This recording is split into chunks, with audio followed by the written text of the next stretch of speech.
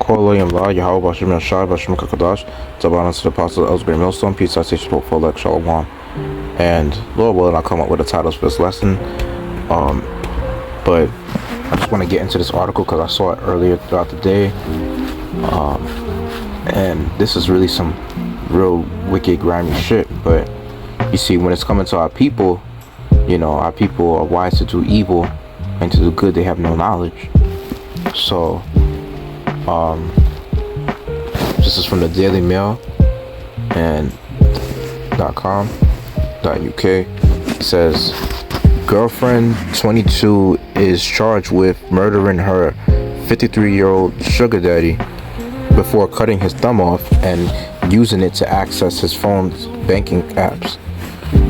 So, this is by Paul Farrell for dailymail.com. It was posted on 16/23, so that's like 4:23 p.m. And the date was basically today, which is July 10th, 2024, and it was updated 17 p.m., which is 5 p.m. July 10th, 2024. And the bullet point says the man is thought to have laid dead in his home for 5 days. During that period, his girlfriend went on a spending spree. So the girlfriend will be the dark-skinned girl that is showed on the top. And to be honest, I felt like he could have did a better job than to get with something that looked like that monkey-ass looking girl. I'm just saying, if he was considered to be a sugar daddy, he could have did a better job. But who knows? He probably had other women that he was dealing with as well too. And it says right here, the 22-year-old girl, friend of a suspected sugar daddy, 53, is behind bars, accused of killing him and then severing his thumb in order to use his banking and Uber app. The horror unfolded this past April in Washington, D.C. Police believe that Tiffany Gray killed Fasil Tekla Miriam inside his apartment. He was stabbed, suffered head trauma, and had his thumb cut off, which has yet to be recovered.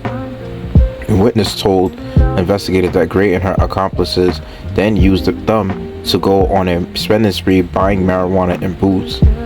Surveillance footage around Tekla Miriam's apartment building in the Manor Park section of D.C.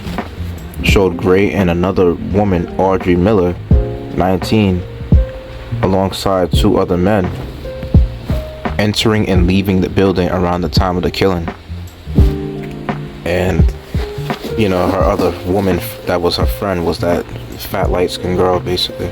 And it says Tekla Miriam was found dead in his bedroom on April 5th, surrounded broken glass. It's not clear if his thumb was removed before or after his death. And Tiffany Taylor Gray, 22, the woman who referred to the victim, Fasil Tekla Miriam, as her sugar daddy, and Audrey Miller, 19, was arrested first in relation to the gruesome murder. She was ordered to be held without bail on the first-degree murder charges in June. Gray seen walking into Tekla Miriam's apartment building in the aftermath of his death.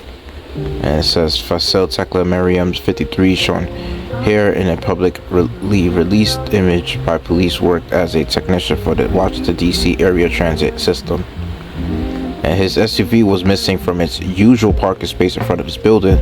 The victim was last seen on April 1st walking with Gray into his apartment building. Gray entered and left the building multiple times between April 1st and April 5th. During this time, the group could be seen Tekla Miriam's belongings out with them and charging documents. Detectives said that they have still not recovered several electronic and household items that belong to the victim. In one clip, a member of the group brings cleaning supplies into the building. The suspect stole several items for residents, and a search of Tekla Miriam's residence showed that several electronic devices and household items were stolen. The criminal complaint alleges. The documents confirm that cleaning supplies were used in the apartment, but that a bloody shoe print was recovered. Police were led to Gray as a potential suspect when detectives discovered that in October 2023, he made a complaint to the DC police accusing her of stealing his phone and running up charges of $1,800 on his banking app.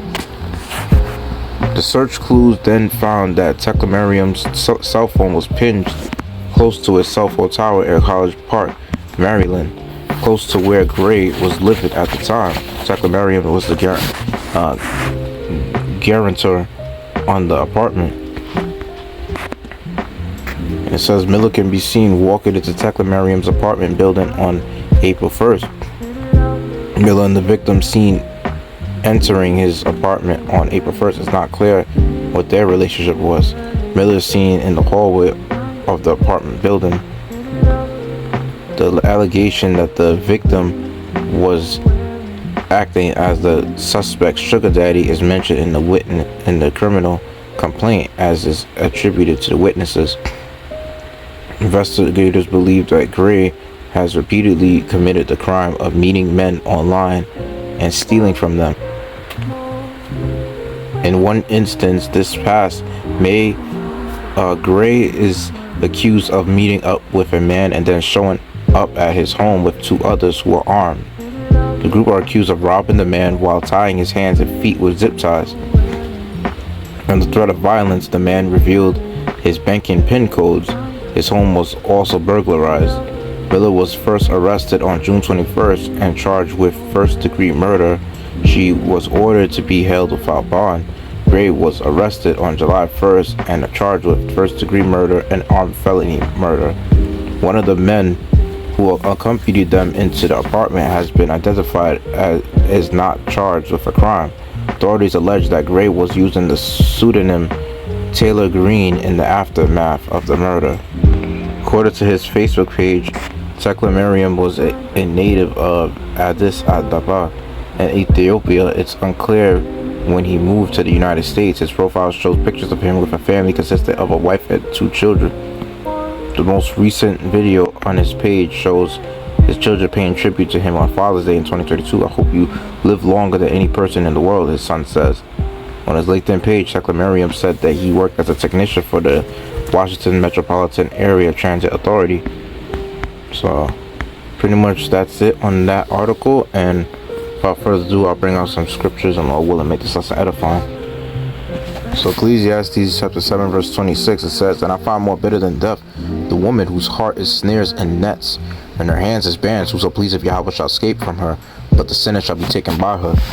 Sometimes, hey man, when you're not wealthy, you know what I mean, and sometimes you have it a little difficult to kind of get certain financial leverages in your life to some degree, or maybe it may take you a little longer, but you will get it at some point in time. You know, sometimes you got to thank the Most High, because it's like, you know, of course the Most High may put you through certain things to show you why, you know, even if you have the financial capabilities of dealing with a woman, you know, why it's just best to only, you know, deal with them such as like as a concubine or so, you know what I mean, like friends with benefits, or maybe you going as far as making sure that, you know, that you're a type of person before you deal with a particular type of woman, you know what I mean?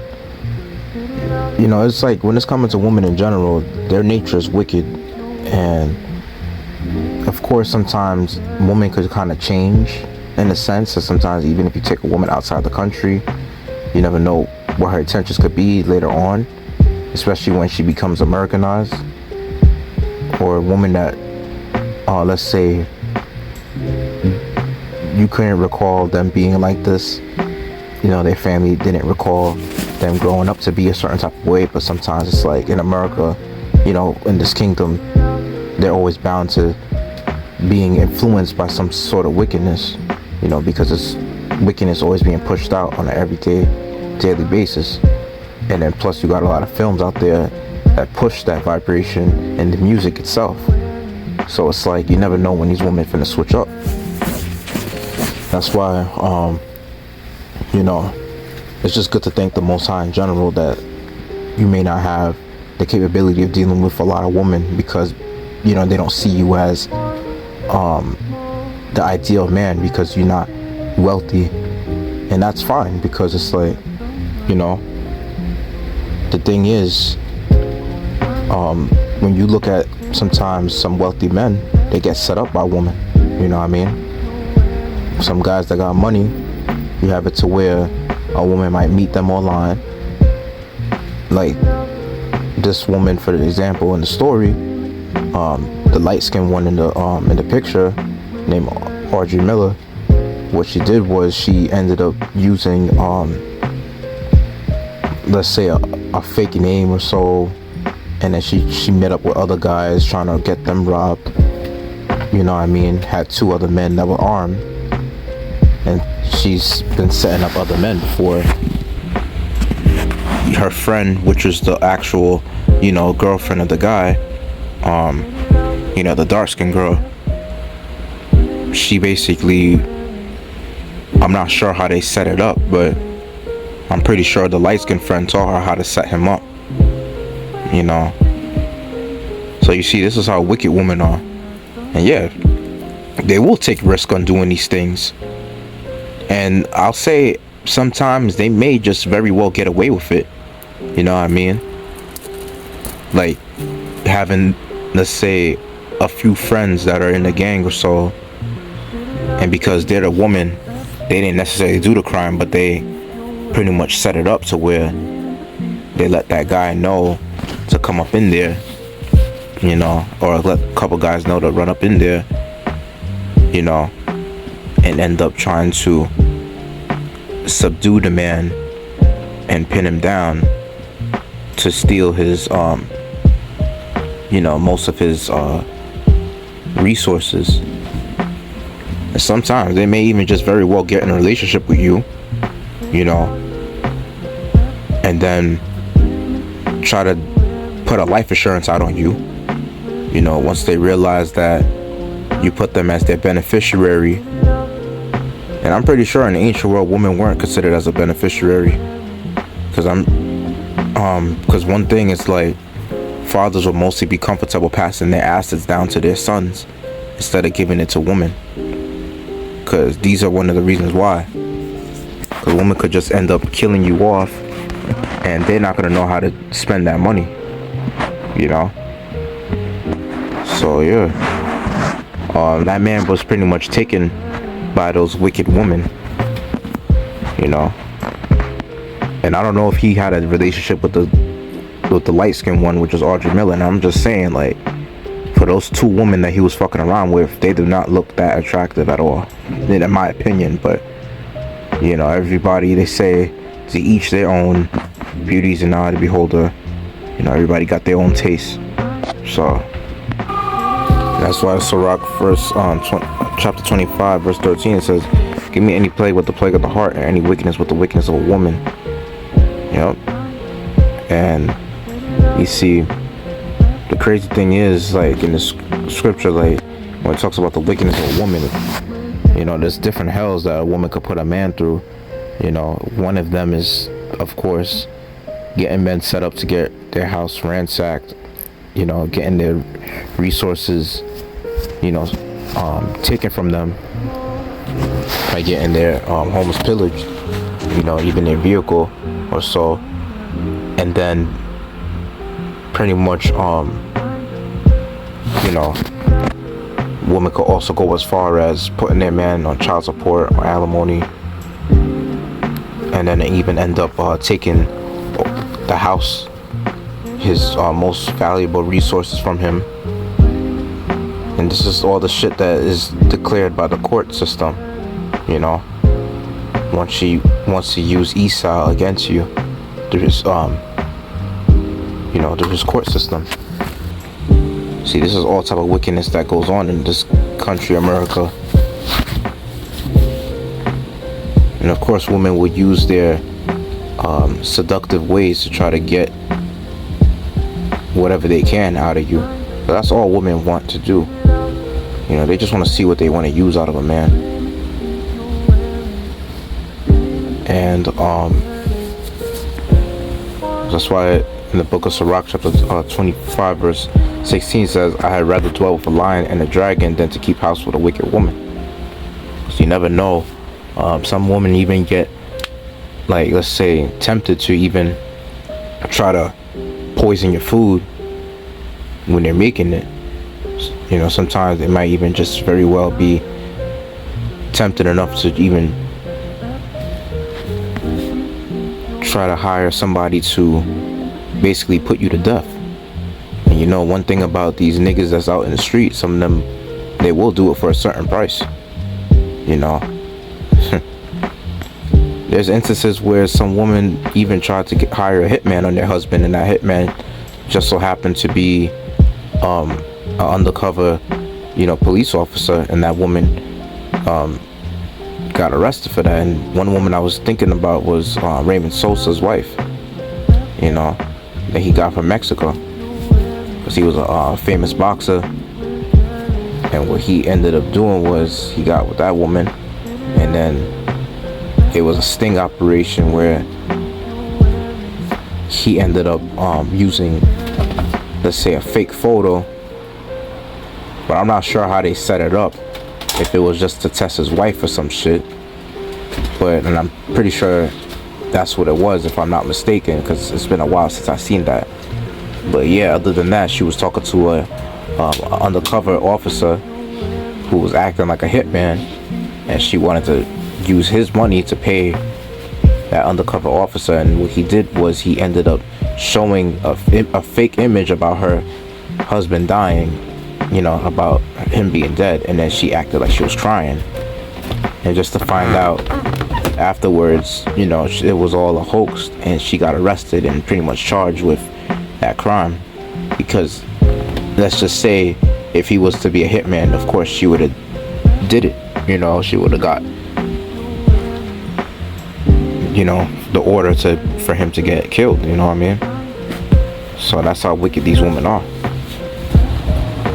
In Ecclesiastes 25 verse 19, it says, all wickedness is but little to the wickedness of a woman, that the portion of a sinner fall upon her. Right, because you best believe all men that do their wickedness, you better believe it's behind a woman. You know, gangbangers, drug dealers, scammers, bro, like the list goes on when it's coming to men that do wickedness is to attract women. You know what I mean? Shit, for all, you know, crying out loud, Esau himself wants to be looked at like a god to these women. That's why he created feminism. You see? Because even though Esau will be the main culprit of all of the reason why all the wickedness is going on in this world the way it is, you know, when it's coming to like genders on average, like we're talking about, you know, and plus with the feminism, you know, these women just so happen to be just the most wicked, and there will be the reason why men will intensify their wickedness. And in 1 Ezra chapter 4, verse 26, it says, yeah, many there be that have run out their wits for women and become servants for their sakes. Many also have perished, have erred and sinned for women. Right. And that guy that pretty much died by the hands of one of those women, or probably two of them, but you know, he pretty much perished because of those women. And that's why it tells you to never desire a woman for pleasure, you know, and don't stumble at her beauty. And this is not really a time period for, you know, men to really be getting with women and things of that nature. I mean, you know, just wait on the Lord mostly for him to pretty much send you the woman that he has planned for you, you know. And if you're impatient, I mean, the best thing for you to do is just you know, get with a prostitute and things of that nature, you know. Go to one of those in-call fast house spots, those massage parlors, and just, you know, do what you gotta do. Because I'm not gonna lie, like, these women are just hella wicked, you know. And this society will have to completely be, decimated, and for this whole government to crumble, for these women to actually become righteous again, like for them to actually become more sincere, for them to humble down. But yeah, other than that, let's edify, let's give all glory, praise, and honor to Adonai, Yahweh, Bashem, Shalom, Shabbat, Shalom, Kakdash, the water, Apostle, El's great millstone, peace, I teach, full lecture, Shalom.